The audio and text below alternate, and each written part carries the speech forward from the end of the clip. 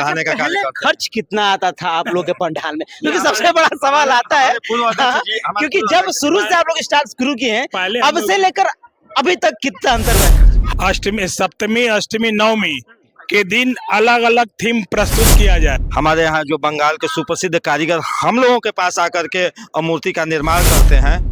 इस मूर्ति की हाइट जमीन से लेकर 40 फुट ऊंचाई है।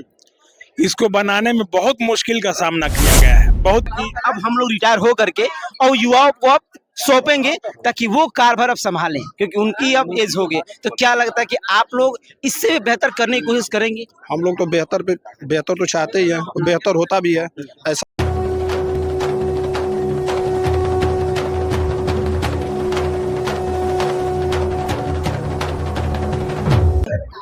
नमस्कार मित्रों, मैं संतोष आप सभी का स्वागत करता हूं भारत में। दुर्गा माता की प्रतिमा अलग अलग जगहों पे आप लोग देखते होंगे कि भव्य तरीके से पूजा और अलग अलग प्रतिमाएं बनाई चली जा रही है। लेकिन सेवराय तहसील में कुछ ऐसी प्रतिमा होती है, मैं आपको बताऊंगा भी, दिखाऊंगा जगह भी। ये कहा जाता है कि बहुत जगहों पे पर्याप्त जगह है, फिर वहां पे लोग जो है कि प्रतिमा बनाते हैं, मूर्ति बनाते हैं और श्रद्धालु दर्शन करने आते हैं। लेकिन सेवराय तहसील की खास बात यह है कि यहाँ पे जो सब्जी मंडी है और स्टेशन जो रास्ता है, कुछ ऐसा आप देखेंगे जैसे एक तरफ से दूसरी तरफ जाएंगे तो राज क्लब की मूर्ति आपको देखने को मिलेगी, ट्रस्ट करके आरएस क्लब दूसरी तरफ। मतलब ऐसा दृश्य शायद ही कहीं देखने को मिलता होगा कि एक रास्ते को पार करेंगे तो माता की पहली प्रतिमा है और एक तरफ पार करेंगे तो दूसरी प्रतिमा। और अद्भुत मूर्तियां, अद्भुत तरीके से डिजाइन किया गया। हम बातें करेंगे यहाँ के ग्रामीणों से ही और यहाँ के लोगों से बातें करेंगे कि कहाँ के डिजाइनर होते हैं, कहाँ से लोग मंगाते हैं और कितने सालों से यहाँ की पूजा होती चली आ रही है। क्योंकि मैंने वहां भी जिक्र किया था इस बात को लेकर के कि कम जगह में इतना प्यारा दृश्य दिखाना, इतनी प्यारी सजावट करना शायद संभव नहीं हो सकता, लेकिन ये लोग संभव कर देते हैं बना करके। परिचय थोड़ा सा दे दीजिए। मैं राजीव कुमार जायसवाल। अच्छा, कब से पूजा कराया जा रहा है? सर 1980 से वो पूजा लगभग हो रहा है। 1980 से पूजा कराई जा रही है जी। अच्छा, ये जो प्रतिमा होती है, जो भी डिजाइन होता है वगैरह, ये कहाँ से आप लोग मंगाते हैं? ये सब प्रतिमा माँ दुर्गे की वेस्ट बंगाल से लोग आते हैं और वहाँ से मतलब भव्य तरीके से बनाते हैं और बहुत आकर्षित होता है देखने में। कुछ लोगों से बात करें कि इतने छोटे जगह में कैसे क्या मतलब दिमाग में क्या आया कि क्यों ना हम अपने भी जगह पे ऐसी भव्य तरीके से दुर्गा पंडाल रखें, क्योंकि जगह की आवश्यकता होती है अगर दुर्गा पंडाल कोई रखता है तो। थोड़ा सा परिचय दे दीजिए। रमेश प्रसाद वर्मा, आरएस क्लब, सतरामगंज बाजार, भदौरा।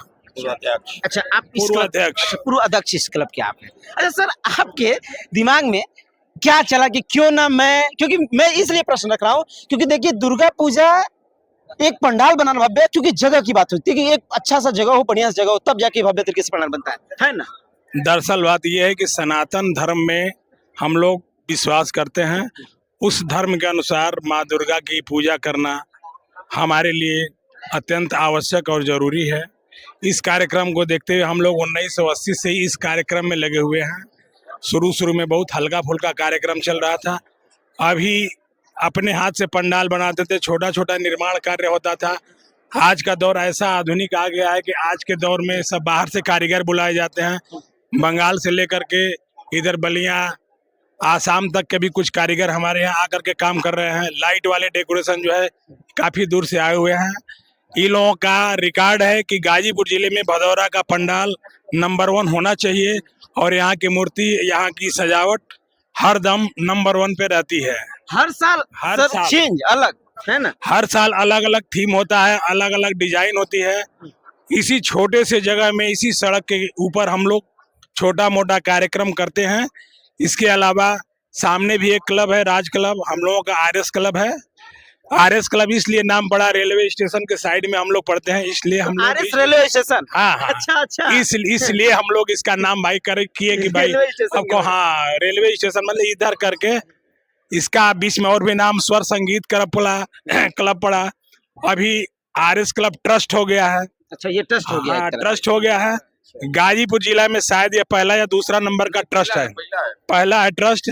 ऐसा अभी तक गाजीपुर में किसी को नहीं ख्याति मिली है। ट्रस्ट के माध्यम से क्या क्या सुविधा है आप लोग को? इस ट्रस्ट के माध्यम से भारत सरकार के द्वारा हम लोगों को सहयोग मिलेगी। हर व्यवस्था की जिम्मेदारी सरकार समझेगी, हम लोगों को आगे बढ़ाने का कार्यक्रम करेगी। हम लोग इसमें अभी ट्रस्ट में जुड़े हुए पिछले साल से जुड़े हुए हैं। जी जी। अच्छा, ये जो ट्रस्ट आप नाम लिए ट्रस्ट का, तो इससे पहले नहीं थी, अगले साल से हुआ है, लेकिन ऐसे ही आप लोगों ने मिलजुल करके बस प्रतिमा चला के चले। 2023 से हम लोग इस कार्यक्रम को विस्तार रूप दिए हैं, अति विस्तार कर दिया। अब गाजीपुर जिले में नंबर 1 का कार्यक्रम हम लोग करते हैं। आप आकर देखेंगे और समझेंगे यहाँ की परिस्थिति ऐसी है कि यहाँ उस योग्य है नहीं, लेकिन फिर भी हम लोग जगह बनाकर अपना कार्यक्रम मैंने करते हैं। जिक्र किया शुरू में ही इस चीज को हाँ। कि जो दोनों तरफ रोड है ना, एक तरफ जैसे कि एक तरफ मंडी है, सब्जी मंडी है, एक तरफ रेलवे स्टेशन, हमेशा आगमन लोगों का रहता है, लेकिन आप लोग इस चीज को मुमकिन कर दिए कि क्यों न हम लोग ये पूजा कर सकते हैं। इस बार विशेष कार्यक्रम ये रखा गया है कि माँ दुर्गा की सजावट 3 दिन में अष्टमी, सप्तमी, अष्टमी, नवमी के दिन अलग अलग थीम प्रस्तुत किया जाएगा। अच्छा, हाँ, तो इस बार ये आप लोग ये लेके चले। विशेष कार्यक्रम है। यह एक विशेष कार्यक्रम है। इस कार्यक्रम में हम लोग बढ़ चढ़ के हिस्सा ले रहे हैं और इस कार्यक्रम को माता रानी चाहे तो वो सफल हो जाए। मतलब जो आज ये जो थीम दिख रहा है वो कल चेंज रहेगा। कल सिस्टम पूरा चेंज हो जाएगा। कल के डेट में आप आकर के पत्रकार बंधु देखेंगे तो इसकी हर व्यवस्था आपको भिन्न मिलेगी। वो भी चीज आपको देखने को मिलेगी। हाँ जी। और केवल माँ की प्रतिमा को छोड़ करके हर चीज में चेंजिंग आपको नजर आएगी। माँ की प्रतिमा को नहीं बदला जा सकता है। सजावट अलग अलग तरीके से होगा, इसलिए कि हम लोग दिल और जान लगाकर इस कार्यक्रम को कर रहे हैं। क्या कहना चाहेंगे इतना प्यारा तरीके से आपके क्षेत्र में? मैं ये कहूँ तो सेवराइन तहसील के क्षेत्र में शायद ही ऐसी प्रतिमा होगी, क्योंकि दोनों तरफ प्रतिमाओं तो अलग जगहों पे है ही, भव्य भव्य पंडाल बन ही रहे हैं, ये नहीं, लेकिन दोनों तरफ शायद ही ऐसा दृश्य देखने को मिल रहा है। मैं विजय कुमार गुप्ता, RS क्लब सदस्य। दोनों क्लब के लोग एक दूसरे से मिलजुल कर इतनी अच्छा काम करते हैं और दोनों पंडालों को इतना भव्य तरीके से सजाने का काम करते हैं कि क्षेत्र में एक चर्चा का विषय हमेशा बना रहता है। और अभी हमारे पूर्व अध्यक्ष जी ने आपको बताया है कि सप्तमी, अष्टमी, नवमी और दशमी ये चारों दिन आपको अलग अलग लुक देखने को मिलेगा। हमारे यहाँ जो बंगाल के सुप्रसिद्ध कारीगर हम लोगों के पास आकर के मूर्ति का निर्माण करते हैं, ये कहीं से मूर्ति मंगाने का काम नहीं होता है। ये यहीं पे आप लोग निर्माण करवाते हैं, वहां से कारीगर आते हैं बंगाल से, और मूर्ति का निर्माण आप लोग अपनी जगह पे सेवराइन तहसील में ही करवाता है। जी जी जी, अपने जगह पे मूर्ति का निर्माण होता है और अपने हाथों से और सब कुछ मुकुट उकुट लगा करके वो कारीगर यहाँ से जाते हैं। इसके बाद सजावट की बात रही तो सजावट अलग अलग जगहों से, कहीं बलिया से, कहीं बक्सर से, कहीं आसाम से। अभी आपको हमारे पूर्व अध्यक्ष साहब ने बताया कि इस तरीके से हम लोग बुला करके अच्छे से अच्छे लुक देने का काम करते हैं। अच्छा, ये लगभग जो पूजा है कितने सालों से चली आ रही है? सन 1980 से हम लोगों का जन्म से पहले का ये लोग कार्यभार करते हुए आते हैं और हम लोग अपने हाथों से पंडाल बनाए हैं। अच्छा, ये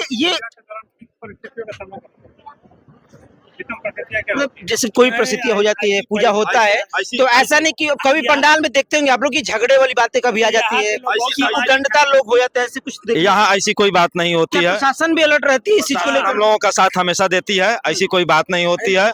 कोई क्षेत्र में हिंदू मुस्लिम का कोई कहानी नहीं होता है। सब ये लोग जो सेवराइन तहसील है, यहाँ सभी जाति धर्म के लोग रहते हैं, तो ऐसा तो नहीं कि नहीं किसी के अंदर ऐसी भावना है कि ऐसी कोई भावना नहीं होती है। हिंदू मुस्लिम सिख ईसाई जो पहले का नारा चलता हुआ आया है, उसी के साथ हम लोगों के साथ सब लोग मिलकर के चलते हैं और सभी लोग योगदान करते हैं और इस पंडाल को आगे बढ़ाने का कार्य करते हैं। खर्च कितना आता था आप लोग के पंडाल में, क्योंकि सबसे बड़ा सवाल आता है, क्योंकि जब शुरू से आप लोग स्टार्ट शुरू किए हैं, अब से लेकर अभी तक कितना अंतर हुआ है खर्च में? हर दुकान से 10, 20, 50 रुपए पहले मिलते थे। अच्छा। काफी हम लोग विषम परिस्थिति में इस कार्यक्रम को शुरू किए हैं। ये कार्यक्रम इतना विषम आज के डेट में ऐसा विस्तार हो गया है कि अब इसकी कल्पना करने योग्य नहीं है।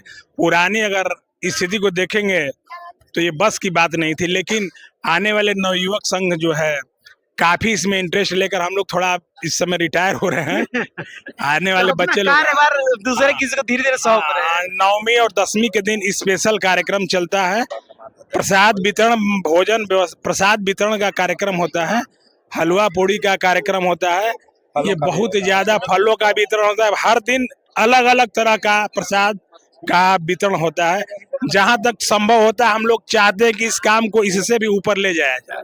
अच्छा अच्छा, जैसे कि कहा जा रहा है कि एक बार पंडाल में दिखा, उसको दिखा दिए सहयोगी, कि जिस तरह से आपने कहा कि मूर्ति को हम नहीं हटाएंगे, लेकिन जो दृश्य दिख रहा है इसमें कल से दर्शकों को चेंजिंग देखने को मिलेगी जरूर। इस मूर्ति की हाइट जमीन से लेकर 40 फुट ऊंचाई है।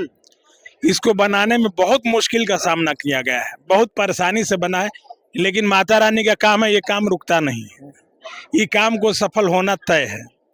आप देखेंगे कहीं से इलर पिलर बांस बल्ली कुछ भी नहीं लगा हुआ है, डायरेक्ट बिल्कुल बना हुआ, जैसे स्ट्रक्चर उठा करके लाया गया उस तरह की व्यवस्था की गई है। तो बस इनका कृपा रहा तो आगे और भी कुछ हो सकता है। हम थोड़ी सी युवा से बात करेंगे एक आध, जैसे कि बात क्या है उपाध्यक्ष ने एक बात क्या कि हम अब रिटायर होने वाले हैं और रिटायर होने के बाद युवाओं को वो चीज सौंपेंगे, तो क्या ये लोग भी जैसे पीढ़ी दर पीढ़ी नहीं कहा जाता कि सर ये चलती आएंगी, तो क्या ये लोग इसको निभाते आएंगे या फिर बीच में ही हवा बोल देंगे? परिचय थोड़ा सा दे दीजिए। Ranjit Verma, trust RS club, Satramganj बाजार। अच्छा, आप भी इस ट्रस्ट से जुड़े हुए हैं? जी। ठीक है, जैसे कि अध्यक्ष जी ने कहा, उपाध्यक्ष जी ने कहा कि अब हम लोग रिटायर हो करके और युवाओं को अब सौंपेंगे ताकि वो कारभार अब संभालें, क्योंकि उनकी अब एज हो गई। तो क्या लगता है कि आप लोग इससे भी बेहतर करने की कोशिश करेंगे? हम लोग तो बेहतर तो चाहते ही हैं, बेहतर होता भी है।